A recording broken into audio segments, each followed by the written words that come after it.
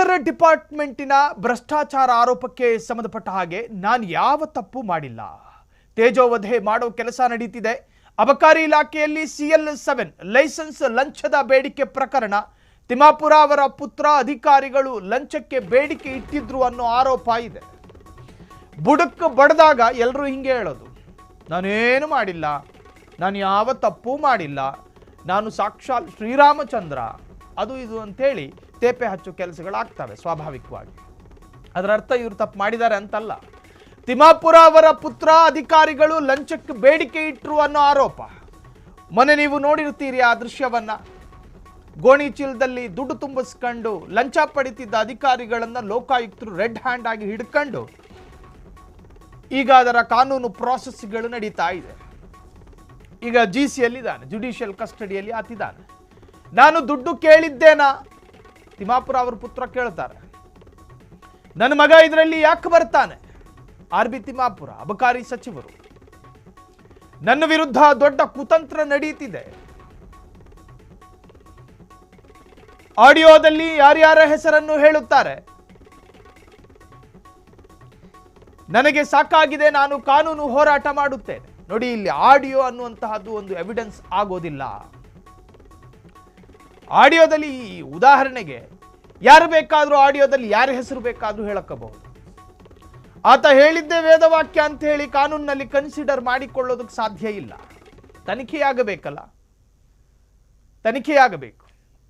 ಈ ಪ್ರಕರಣದಲ್ಲಿ ಯಾರ್ಯಾರು ಡೈರೆಕ್ಟ್ ಶಾಮೀಲಾಗಿದ್ದಾರೆ, ಯಾರ್ಯಾರು ಇಂಡೈರೆಕ್ಟ್ ಆಗಿ ಇದರಲ್ಲಿ ಪ್ರಭಾವ ಬಳಸಿದ್ದಾರೆ, ಅವರ ಬಗ್ಗೆ ಒಂದು ಸಣ್ಣದಾದ ಹಿಂಟ್ ಸಿಕ್ಕಿದ್ರೂ ಕೂಡ ಸಂಬಂಧಪಟ್ಟಂತಹ ಅಧಿಕಾರಿಗಳು ನಿಷ್ಪಕ್ಷಪಾತವಾದ ತನಿಖೆ ಮಾಡಬೇಕು.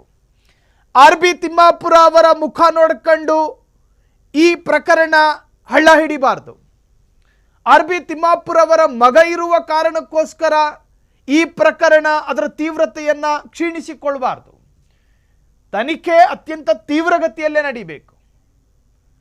ಕಾಂಗ್ರೆಸ್ ರೂಲಿಂಗ್ ಪಾರ್ಟಿಗೆ ಒಂದಿಲ್ಲೊಂದು ಮುಜುಗರ ಆಗ್ತಾನೆ ಇದೆ. ನಿಮ್ಮ ವ್ಯಾಪ್ತಿಯಲ್ಲಿ ಕೇಳಿ ಬರ್ತಾ ಇರತಕ್ಕಂತಹ ಒಂದು ತರಹದ ಆರೋಪಗಳು.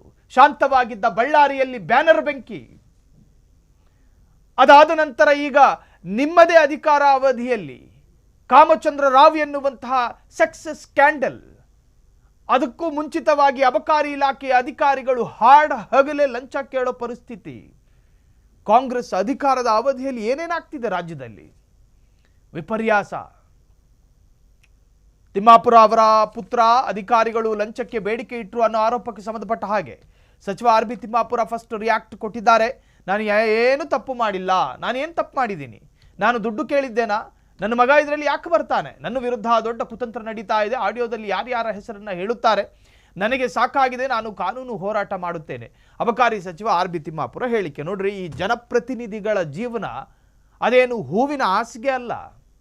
ನಿಮ್ಮನ್ನ ದಿನನಿತ್ಯ ಜನ ಕೊಂಡಾಡಬೇಕು ಅಂತ ಅನ್ನೋ ಭಾವನಕ್ಕೆ ನೀವು ಬರಬೇಡಿ.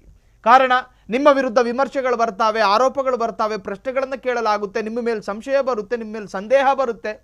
ಓಟ್ ತಗೊಂಡು ಕೇವಲ ಗೂಟದ ಕಾರಲ್ಲಿ ತಿರುಗಾಡೋದಲ್ಲ, ಈ ತರಹದ ಎಲ್ಲ ವಿಮರ್ಶೆಗಳನ್ನು ಕೂಡ ಎದುರಿಸಬೇಕಾಗಿ ಬರುತ್ತೆ. ನೀವು ಯಾವ ತಪ್ಪು ಕೂಡ ಮಾಡದೇ ಇದ್ದರೆ ತನಿಖೆಯಲ್ಲಿ ನೀವು ನಿರಪರಾಧಿ ಅಥವಾ ನೀವು ನಿರ್ದೋಷಿ ಅಥವಾ ನೀವು ಏನೂ ಮಾಡಿಲ್ಲ ಅನ್ನೋ ಸಾಬೀತಾಗುತ್ತೆ. ಈಗೊಂದು ಭ್ರಷ್ಟಾಚಾರದ ವಾಸನೆ ಬಂದಿದೆ, ಅದಕ್ಕೆ ಸಂಬಂಧಪಟ್ಟ ಹಾಗೆ ಸಹಕರಿಸುವುದು ನಿಮ್ಮ ಜವಾಬ್ದಾರಿ ಮತ್ತು ನಿಮ್ಮ ಹಕ್ಕು.